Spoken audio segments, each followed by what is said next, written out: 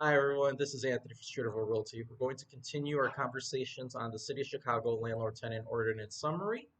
And the part that I'm covering today is the failure to provide essential services such as heat, running or hot water, electricity, gas, or plumbing.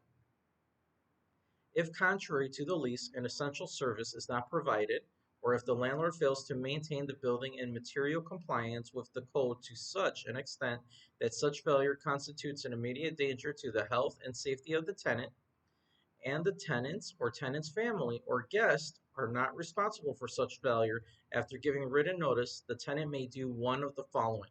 Number one, procure substitute service and, upon presenting paid receipts to the landlord, deduct the cost from the rent, or two, file suit against the landlord and recover damages based on the reduced value of the dwelling unit, or three, procure substitute housing and be excused from paying rent for that period.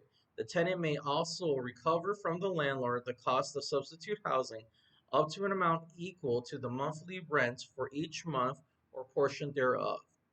Or four, request that the landlord correct the failure within 24 hours, and if the landlord fails to do so, withhold the monthly rent at an amount that reasonably reflects the reduced value of its premises. Rent withholding cannot start until after the 24-hour expires and applies only to days past the 24 waiting period. 5.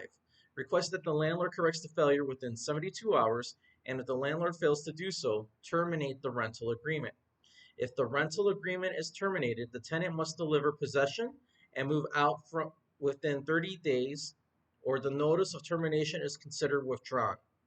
Please note that for remedies 4 and 5 may not be used if the failure is due to the utility provider failure to provide service.